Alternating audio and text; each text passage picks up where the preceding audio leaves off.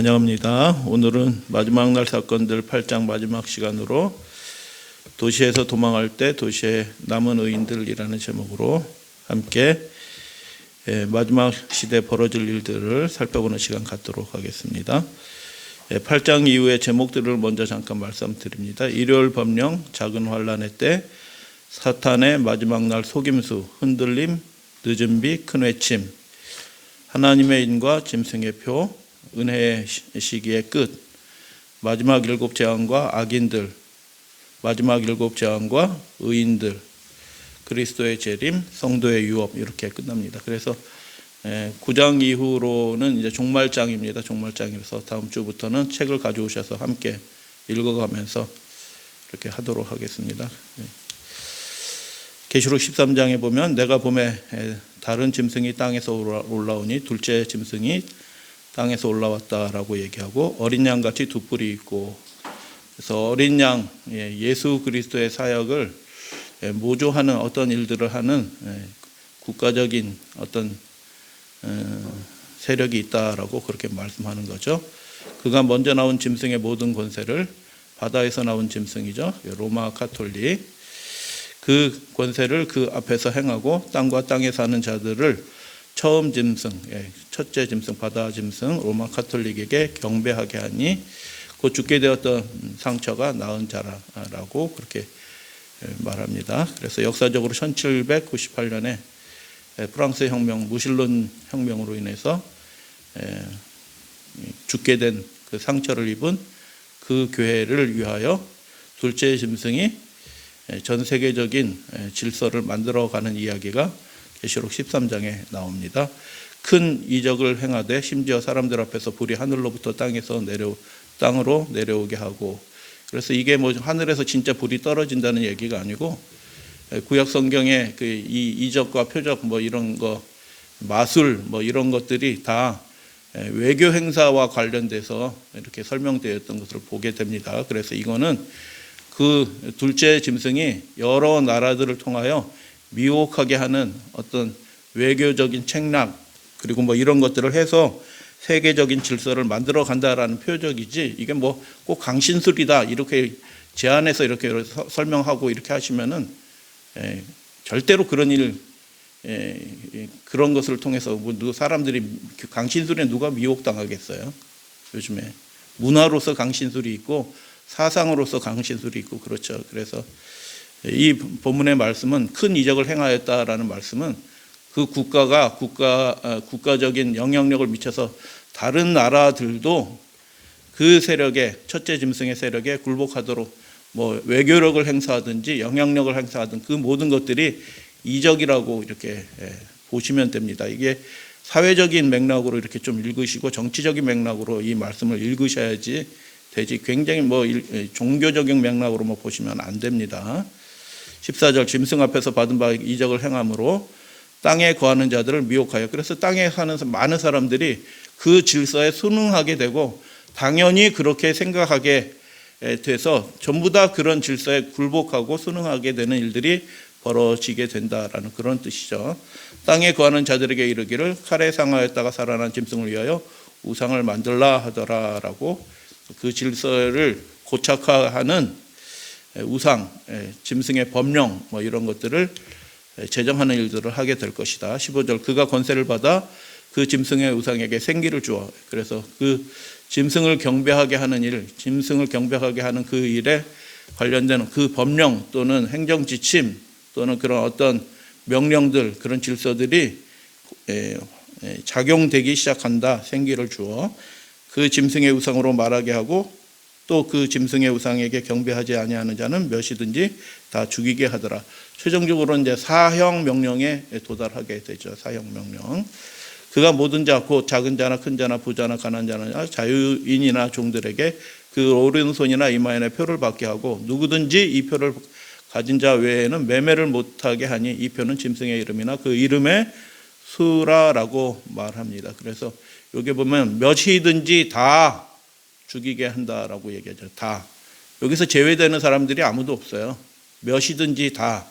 모든 자라고 얘기하고 17절에는 누구든지라고 그렇게 얘기하죠. 그래서 이 마지막 시대뿐만 아니라 지금 이 시대도 마찬가지예요. 참답게 하나님을 예배하는 자와 그냥 자기 형편에 따라 예배드리는 사람이 지금도 구분이 돼 있죠. 동의하시나요?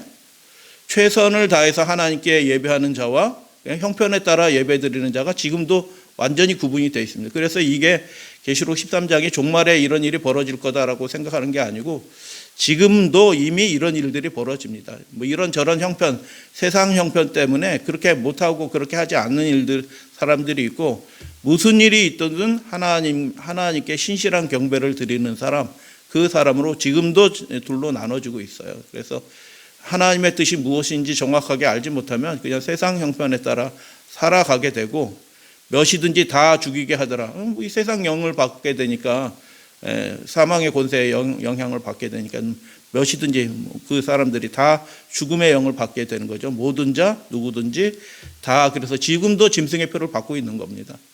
마지막 때에 뭐 일요일 법령이 내려서 짐승의 표를 받는 게 아니고 지금도 짐승의 표를 받는 거죠. 왜냐하면 세상 영을 따라서 살아가는 사람들은 다 짐승의 표를 받는 거예요.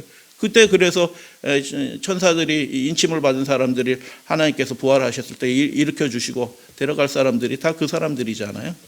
그래서 지금도 인침을 하는 일들이 각각의 시대에 모든 시대에 다 있어 왔다라고 그렇게 보셔야 되는 것입니다. 구분된다라는 것입니다. 18절 지혜가 여기 있으니 지혜가 필요하죠. 지혜가. 그래서 지혜가 여기 있으니라는 말이 무슨 뜻이라고요? 여기가 아니고 지금이라는 뜻이라고 말씀을 드렸어요. 지금 지혜가 필요합니다라는 그런 뜻입니다. 지금 어떤 지혜가 필요합니까? 참된 예배를 회복하고 참된 진리를 회복하는 그 지혜, 사는 길을 깨닫는 사람들이 있어야 된다. 그래서 총명한 자는 그 짐승의 수를 세어보라. 그것은 사람의 수니 그의 수는 666이다라고 그렇게 말합니다. 그래서 많은 사람들이 이 시대에 지혜를 구하지 않고 세상 것을 구하기 때문에 멸망의 큰 길로 떨어져 가고 있는데도 그걸 모르죠. 그게 정상인 줄 알고 살죠. 당연히 뭐 아무런 문제가 없는 것처럼 생각하죠. 교회 다니니 다 구원받을 거라고 막연하게 생각하죠. 그런데 13장의 이 말씀은 우리의 삶의 경배를 받기에 합당하신 분은 하나님밖에 없다라고 선언하는 그 반대의 장면이죠. 그래서 세상 영에 굴복하지 않고 하나님께만 굴복하는 사람이 되라.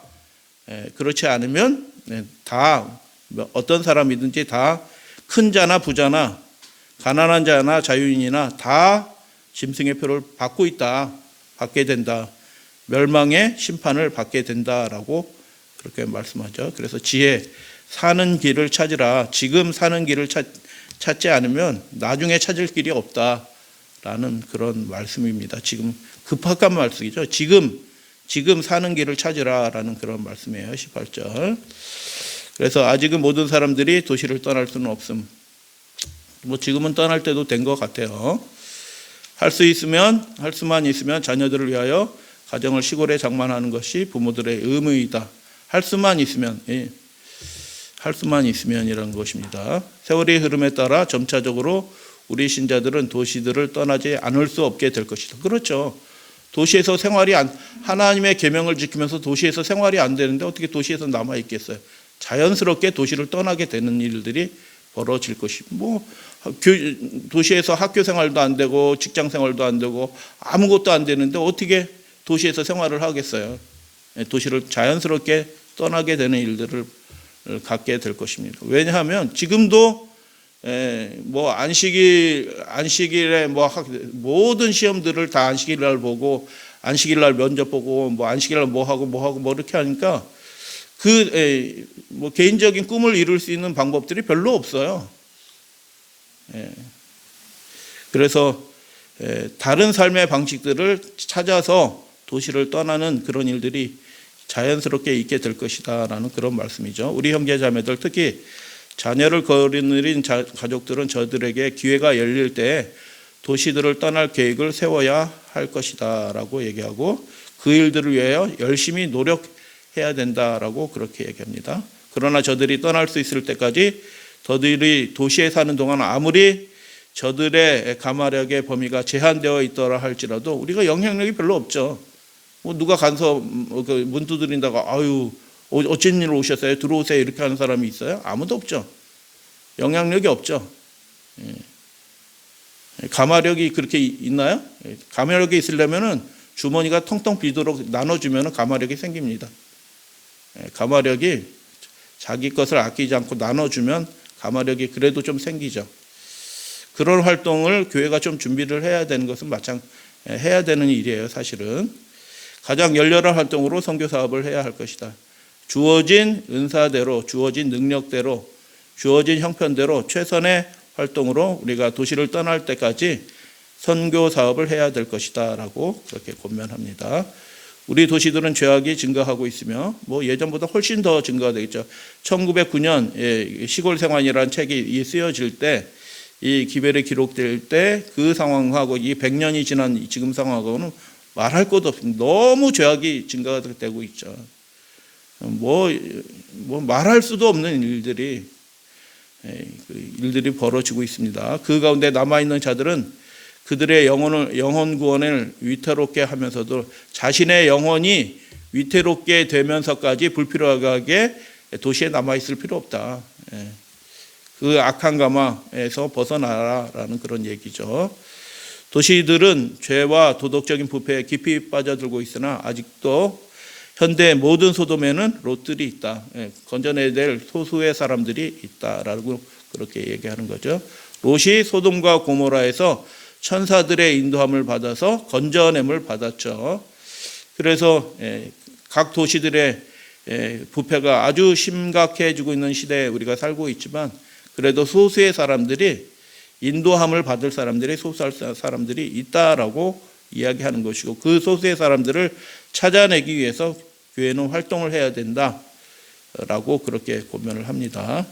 학교와 교회와 음식점들, 식당들이죠. 도시의 필요됨이라고 얘기하는데 학교는 도시의 뭐 시골에 세웠던 것 같고 우리 한국 경우에 교회 뭐 음식점 교회에서 운영하는 음식점을 보셨나요? 뭐 거의 못 봤던 것 같아요. 현재로서 도시들을 떠날 수 없는 자들의 자녀들을 구원하고 교육하기 위하여 더욱 많은 일을 행할 수 있다. 도시를 떠날 수 없는 사람들이 있으니까 교회도 도시에 세워져야 되고 학교도 도시에 세워져야 되고 그렇게 해야 되고 보다 높은 학문을 가르칠 준비를 해야 된다라고 그렇게 얘기합니다. 이게 화이트부인이 교육에 관해서 여러 가지 글을 쓰는 것을 살펴보면 라틴어 가르치라고 얘기합니다. 헬라어 가르치라고 얘기하고 그러니까 그 사람들이 그냥 성경 가르치고 그냥 뭐 기도만 하는 그런 사람이 아니고 굉장히 수준 높은 학문을 가르치라고 얘기합니다. 그래서 우리 교육의 표준이 세상 표준보다 낮지 않아요. 높은 수준의 교육을 해라라고 그렇게 도시 안에 우리 학생들이 남아있고 교인 자녀들이 남아있으니까 높은 수준의 학문을 가르치기 위한 학교를 세워야 된다. 그렇게면 그 라틴어를 가르칠 수 있는 교사가 있어야 되잖아요. 여러분 이 1900년대에 누가 라틴어를 알겠어요? 하버드 의대생들이 글자 문맹률이 50%예요. 영어를 모르는 사람이 자기 말을 모르는 사람이 하버드 의대 사람들이 그 당시 50%가 문맹률이에요. 그런데 그런 문맹률이 그렇게 높은 시대에 화이트보이는 뭐라고 가르쳤냐 하면은 라틴어를 가르치고 헬라어를 가르쳐라 이렇게 말하는 거죠. 이게 어떻게 가능하겠어요? 훨씬 더 높은 수준의 교사들이 잘 준비된 교사들이 필요된다라는 그런 얘기죠. 우리 삼육교육의 표준이 그냥 세상 꽁무니 쫓아가는 그런 표준이 아니라는 것입니다. 그냥 신앙교육하고 성경 가르치는 그런 게 삼육교육이 아니라는 거죠. 실질적인 교육을 해야 되고 다른 사람들과 앞서서 가르치는 그런 교육들을 해야 된다라고 그렇게 얘기해요. 준비를 해야 된다. 근데 그런 준비를 하려고 하면 대대적인 투자가 필요하고 헌신이 필요하죠. 이게 저절로 되나요? 그런 사람 한 사람 키워내는 게? 우리 교단에서 라틴어를 가르칠 수 있는 사람이 누가 있겠어요?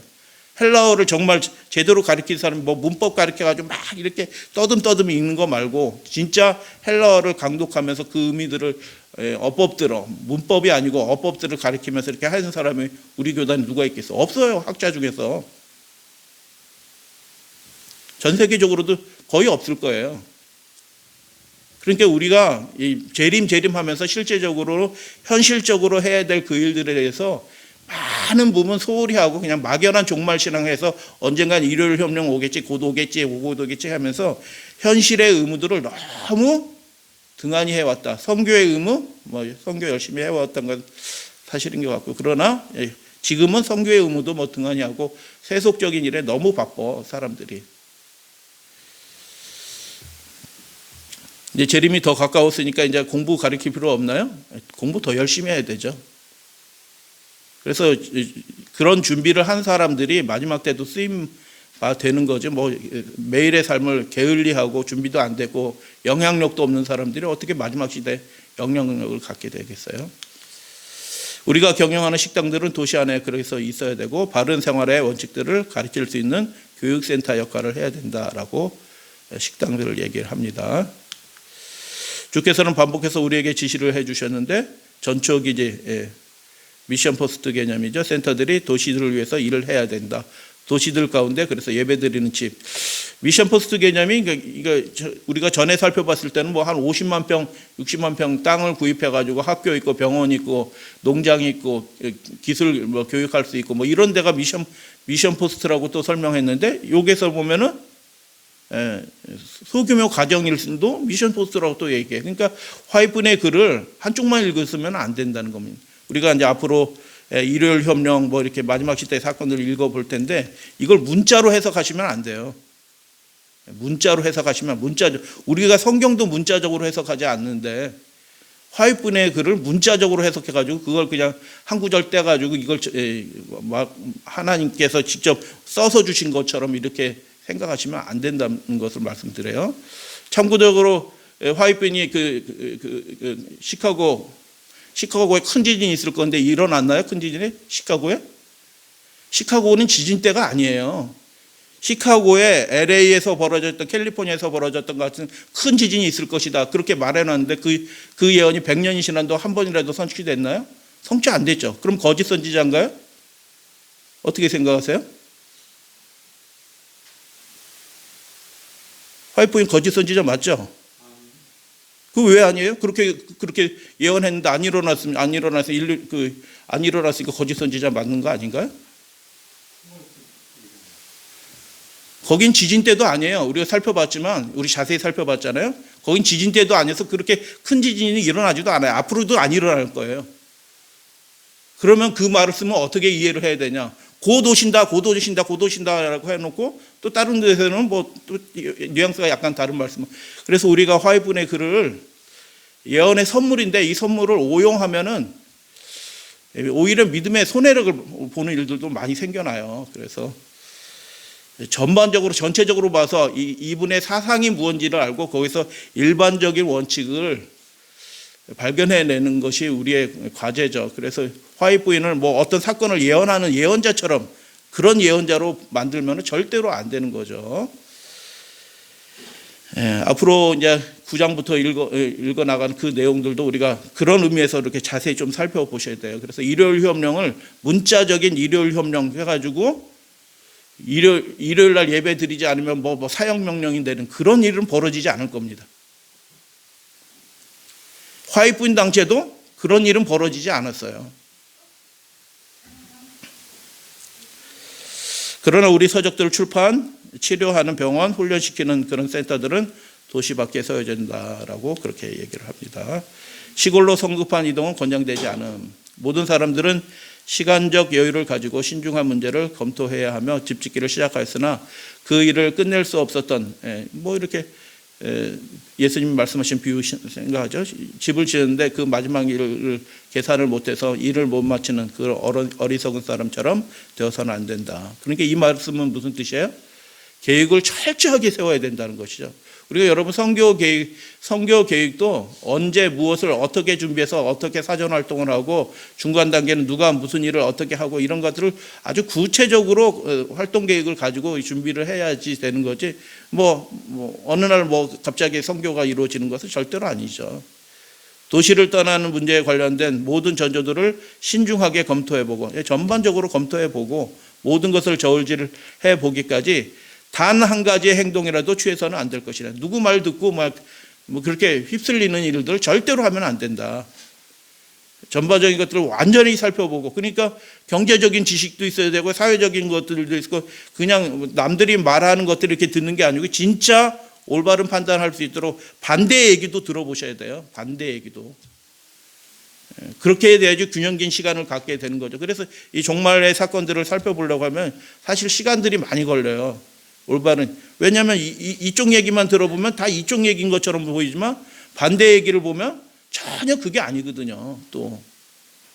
그래서 시간이 많이 걸립니다. 그래서 지금까지 한 달 살펴보면서 이렇게 크로스 체크를 해오면서 하기 때문에 시간이 좀 많이 걸렸는데, 앞으로는 쭉 읽어가면서 일단 전반적인 맥락을 파악하고 다 같이 한꺼번에 정리하는 시간을 좀 가질 거예요. 한 가지 행동이라도 섣불리 해서는 안 된다. 어떤 일이든지 경솔한 판단으로 자신이 전혀 알지 못하는 그런 일에 뛰어들지 마라라고. 그런 일에 하나님이 그런 일을 요구하지 않으신다.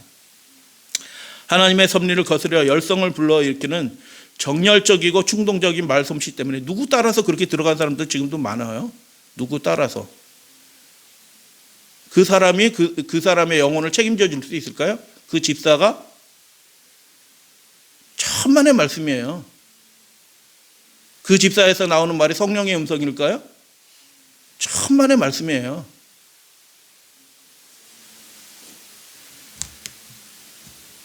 그래서 하나님의 섭리가 있다. 인도하심이 있는데 그것을 거들여서 그 사람의 마음에 불을 지펴놓고 그냥 섣불리 결정하도록 하는 그런 일들, 큰 손실과 어떤 희생이 따르는 그런 일들을 해서는 안 된다.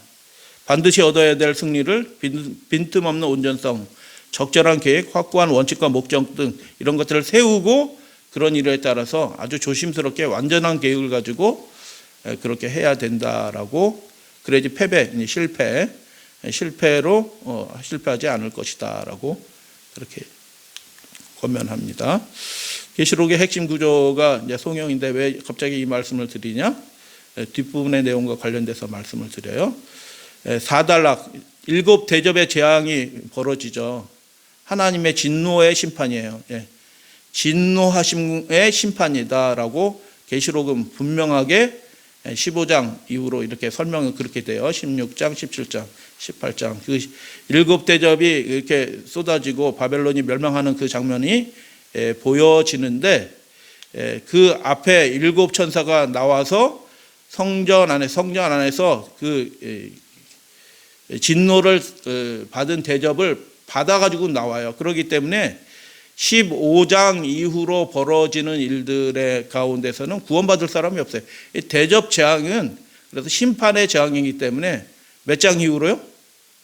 15장 이후로는 구원받는 사람들이 생겨나지 않아요. 18장 1절 큰 온 세상이 밝혀지는 그 힘 있는 천사, 그때 복음이 또 전파돼서 구원받는 사람이 나오는 거 아니에요. 그 장면을 잘 읽으셔야 돼요. 의미들을. 그래가지고 뭐 또 구원받을 사람이 또 나오는 것처럼 또 설명하는 사람들이 있어요. 천만의 말씀이에요. 계시록이 그 전에 미리 나오고 또 중간에 다시 한번 별도의 말로 확인하고, 그 삽입구처럼 확인하는 말씀이지, 그게 그때 복음이 전파된다는 뜻이 아니에요. 거기 복음 전파된다는 얘기 어디 있어요? 18장 1절, 2절에 3절까지.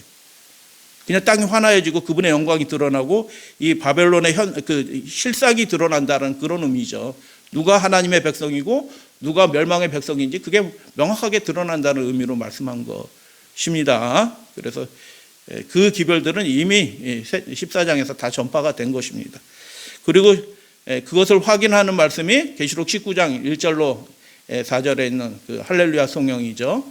뭐예요? 하나님이 이렇게 진노하셔서 심판하시는 것이 합당합니다라고 찬양을 하잖아요. 그래서 7 대접 그 재앙이 시작되는 그 장면에서는 구원받는 사람이 없어요. 그들이 하나님의 심판을 받으면서도 하나님을 오히려 입을 벌려 하나님을 회방하더라라는 얘기가 3번이나 나와요. 3번. 회개하지 않는다는 거죠. 그래서 마지막 시대 도시의 영은 뭐냐면 완고해져 가지고 하나님께서 치시고 때리시는데도 그들이 회개하지 않는 상태에 떨어지는 것입니다.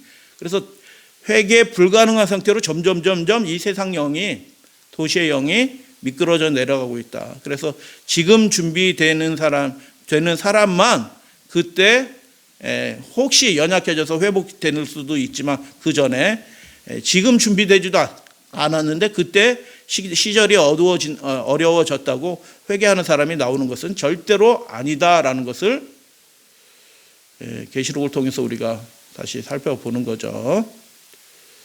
계시록 17장의 전반부 성경, 그래서 이 계시록의 이 내용들을 이렇게 이해를 하셔야만 정확한 의미를 이해를 하실 수 있어요. 일곱 대접 재앙은 악인에 대한 하나님의 진노의 심판이다. 그리고 그때는 회개할 자가 없으며 복음에 반응하는 자도 없다. 그래서 무슨 일이 벌어지냐 하면 그때는 도시에서 복음을 전할 필요가 없습니다. 이미 운명이 다 결정이 됐거든요. 그리고 도시에서 생존도 안 돼요. 도시에서 먹고 살 수가 없어요. 그래서 안전한 피난처로 이끄심을 따라, 성령의 이끄심을 따라 성도들이 떠나는 일들이 벌어지죠. 자연스럽게. 누가 시키지도 않아요. 믿음 있는 사람들은 다 도시를 떠나는 일들이 자연스럽게 벌어지는 겁니다. 누가 어떤 지도자가 나타나서 지금이 도시를 떠나야 될 때입니다 라고 외쳐서 떠나는 게 아니에요.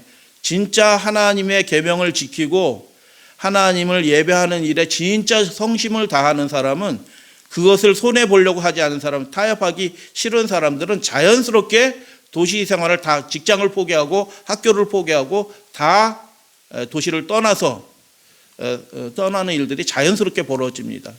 마치 출애굽 때처럼, 탈바벨론의 때처럼 자연스럽게 성령의 인도심을 따라 이렇게 벌어집니다. 그래서 지금 어떤 사람이 나와서 지금이 시골 생활을 해야 될 때입니다, 그 사람은 거짓 선지자입니다. 그렇게 얘기하신 분들이 많이 있었죠. 다 거짓 선지자입니다. 화이트분이 그렇게 하지 말라고 그랬어요. 보편적인 기별이 아니에요. 사람마다 달라요. 성령께서 인도하신다고 그러는데 왜 자기가 마치 선지자가 된 것처럼 지금이 시골 생활을 해야 될 때입니다라고 얘기하고 사람들을 미혹해가지고 다 끄집어나고 이렇게 하는 일들을 하게 합니까? 그럼 예언의 신 몇 구절 읽고 하는 얘기예요, 그분들이. 그래서 도망가라는 신호는 하나님께서 그 신실한 백성들에게 다 표적으로 주셔요. 그래서 자연스럽게 그 일이 벌어지고 그 전에 준비하는 일들이 있고, 준비 못한 사람들은 형제들끼리 서로 연합하는 일들을 통해서 그런 일들을 자연스럽게 하게 되는 거죠. 그래서 일곱 재앙이 떨어지면서 또는 떨어지기 전에 그런 일들이 다 준비가 되는 것을 보게 됩니다.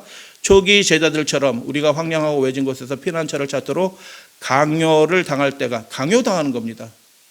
상황이 어려워서 그렇게 자연스럽게 도시를 떠나는 일들이. 예루살렘을 왜 떠났어요, 제자들이?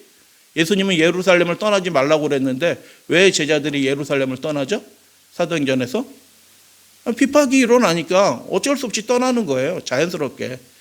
그렇게 강요되는 일들을 통해서 분리가 완전히, 하나님의 백성과 그렇지 않은 백성들의 영적인 분리가 완전히 일어나게 되는 거죠. 로마 군대에 의한 예루살렘의 포위가 유대 그리스도인들에게 도망가라는 신호, 예수님이 말씀하셨죠. 마태복음 24장, 누가복음 21장 신호였던 것처럼 교황권이 안식일을 강요하는 법령을 통과하여 교황권의 안식일을, 일요일이죠, 첫째 날을 강요하는 법령을 통하여 우리나라에서 권력을 장악하는 그 일들은 우리에게 경고가 될 것이다.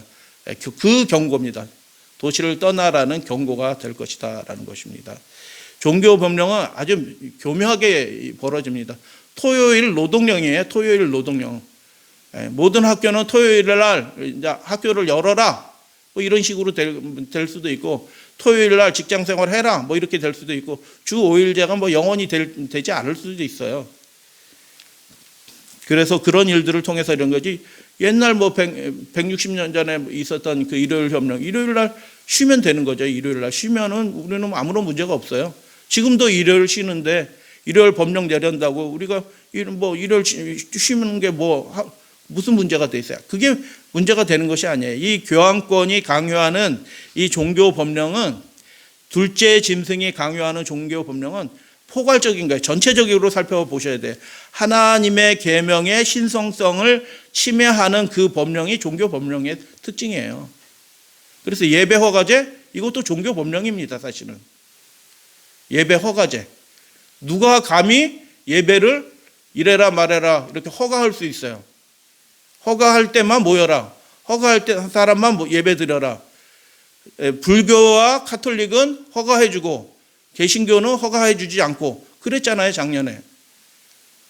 개신교는 50명 미만으로 하고 로마 카톨릭과 불교는 말 잘 듣는다고 50명 제한도 없었어요. 그 사람들은 다 모였거든요. 그걸 누가 마음대로 하는, 그 명령에 따라하는 거 다 이게 예배의 신성성, 하나님의 계명의 신성성을 침해하는 법령이 포괄적인 종교 법령인 겁니다. 그래서 일요일 협령 다운표 쳐서 문자적으로 일요일 협령 내리면 그때가 종말의 때다라고 생각하시는 분들은 다 실패할 겁니다. 그때는 산중에 격리된 장소에서 은신처를 마련하기 위하여 이 구절만 이렇게 또 읽고 있고 은신처를 찾아서 이렇게 가시는 분들이 계실런지 몰라요. 이때는 셋째 천사의 기별을 전파해야 될 때예요. 이때가 최후로 마지막으로 짐승의 표를 받지 말라라고 외치는 때이지 피해야 되는 때가 아니거든요. 그러면 피해야 돼요, 외쳐야 돼요? 산중에 가서 뭘 외쳐요? 시골 아무도 없는 산골짜기 들어서 뭘 누구에게 외쳐요? 그래서 전체의 맥락 속에서 전체의 말씀을 보셔야 되는 거예요. 우리가 예언의 신을 통해서 성경을 폐하는 그런 일들을 하면 절대로 안 됩니다. 계시록 14장에 셋째 천사의 기별을 외치잖아요. 사형 명령이 종교 명령이 내리고 누구든지 다 죽이게 하는 그런 일들이 벌어지는데 하나님의 기별을 받은 사람들은 셋째 천사의 기별을 받죠. 짐승의 표 받지 말라라고 얘기하고 바벨론에서 나오라라고 외치는 거죠. 그러니까 감옥에도 갇히고 사형의 위험을 처하기도 하고 그런 일들을 벌어지게 되는 거죠. 그래서 이런 일들이 선후관계가 있어요. 분명히 선후관계가 있는데 한쪽만 말씀만 받고 사명은 잊어버리고 자기의 일신을 위하여 안전을 위해서 다 버리고 그냥 은신하러 들어가는 그런 일들은 아니다라고 좀 분명하게 말씀을 드려요. 사형 명령이 통과된 후에도 도시들에는 여전히 다수의 의인들이 남아 있을 것이다라고 얘기합니다. 도시에서 다 떠나서 도시에는 악인들만 살고 지리적으로 구분되는 거 아니다라는 뜻이에요. 시골에는 의인만 살고 도시에는 악인만 살고 이런 일이 벌어지는 게 아니고 마지막 시대에 임받는 백성과 짐승의 표 받는 백성들은 영적으로 구분이 되는 거죠. 이게 지리적으로 구분되는 거 아닙니다. 그래서 많은 분들이 제가 어렸을 때도 그렇게 가르치는 분들이 종종 있었어요. 마치 시골에서 간 사람들만 인을 받고 도시에 남아있는 사람들은 다 짐승의 표 받는 것처럼 그렇게 가르치는 분들이 있었어요. 그렇지 않다는 것이죠. 영적인 구분이에요. 영적인 구분. 환란의 때 우리는 모두 도시와 마을을 떠나왔으나 악한 자들의 추격을 받았는데 이 장면은 일곱 재앙 전인가요? 일곱 재앙이 벌어지는 장면인가요? 그들은 칼을 들고 성도들의 집에 들어왔다. 이게 백주 대낮의 문명사회에서 이런 일이 가능할까요?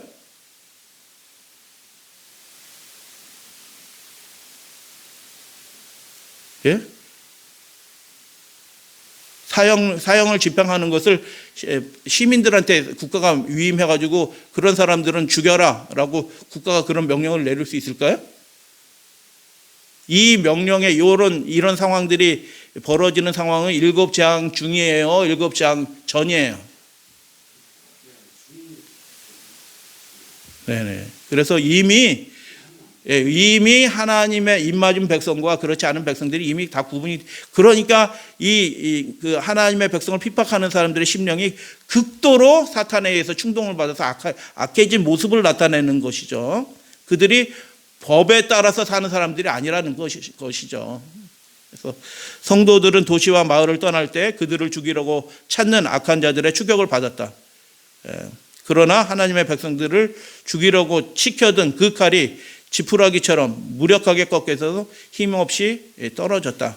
하나님의 천사들이 성도들을 보호하였다라고 지켜주었다라고 얘기합니다.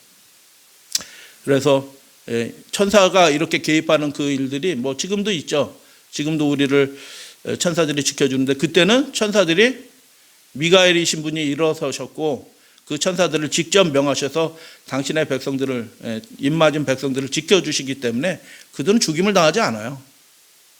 마지막 시대의 일곱 재앙일 때는 하나님의 백성들이 죽임을 당하지 않는 것입니다.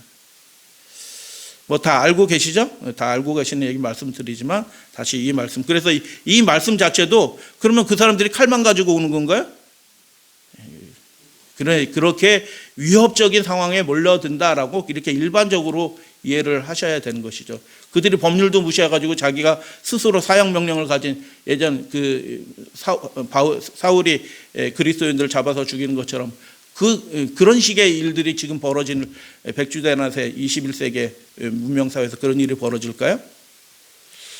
저는 이런 일들이 문자적으로 이루어진다는 거 저는 회의적이에요. 그러나 굉장히 위협적이고 핍박을 받고 사형명령, 사회적인 법령이기 때문에 그런 여러 가지 법령들이 내려줄 수는 있어요. 비록 계명을 지키는 자들을 죽이려고 하는 시간을 정해놓았을지라도 그들의 원수는 경우에 따라 그 법령의 실행을 촉진시키기 위하여 그 결정된 날짜보다 미리 그들의 생명을 빼앗고자 노력할 것이다. 이게 사람들이 지금 악해진 것을 보게 되니까 얼마나 이 사람들이 감정에 취약해요. 상대방을 못 죽여서 안달이잖아요. 상대방을 없애지 못해서 거짓말도 그냥 뻔뻔하게 하잖아요. 다 거의 증거가 드러났는데도 그게 니네가 그렇게 한 거지 이렇게 오히려 적반하장으로 그렇게 하는 그런 일들이 벌어지잖아요. 그러니까 악해진 거죠. 사람들이 양심이 무뎌진 거예요. 양심이 무뎌졌으니까 그런 범죄인을 옹호하면서 그 사람이 우리의 지도자가 돼야 됩니다라고 그렇게 하는 일들이 벌어지죠. 바라바를 놓아주소서 하는 그 일들이 지금도 벌어지고 지금 우리나라 대한민국에서도 벌어지잖아요. 바라바가 우리의 왕이 되어야 됩니다라고 얘기하는 일들이 벌어지잖아요. 그렇죠? 그래서 그 사람들이 어떻게 하겠어요? 지금도 양심이 그렇게 없는 사람들인데 이 마지막 시대 하나님의 성령이 거둬진 데 그 악해진 그 일곱장 시대 그 사람들이 무슨 일을 못하겠어요? 국가가 이렇게 한다고 해서도 자기가 스스로 그 사람들의 재산을 빼앗기 위해서 기타 등등의 일들을 위해서 달려들 것이다. 미리 달려들 것이다. 그러나 아무도 그 충성된 각 사람을 둘러줌치고 있는 강력한 수호자들의 경계망을 깨트릴 수 없다. 강력한 수호자들은 누구일까요? 천사들이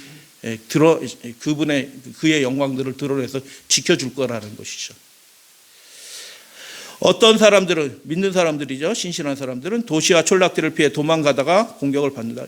도망가야 되는 이유가 뭐냐면 도시에서 이제 복음을 전할 필요가 없기 때문에 자연스럽게 떠난 거예요. 자연스럽게 더 이상 외치다가 이제 끝났기 때문에 피하는 거죠. 도시를 피해서 공격을 받기도 한다. 그러나 그들을 해하고 유명한 구절이죠. 그들을 해하려고 높이 들려진 그 검은 칼은 마치 지푸라기처럼 무력하게 꺾어져 힘없이 떨어진다. 여러분 이거 문자적으로 해석하세요? 아니면 어떤 특별한 의미로 이렇게 해석을 하세요? 그들의 시도들이 무력해진다라는 여러분 우리가 계시록의 환상을 그 문자적으로 해석하던가요?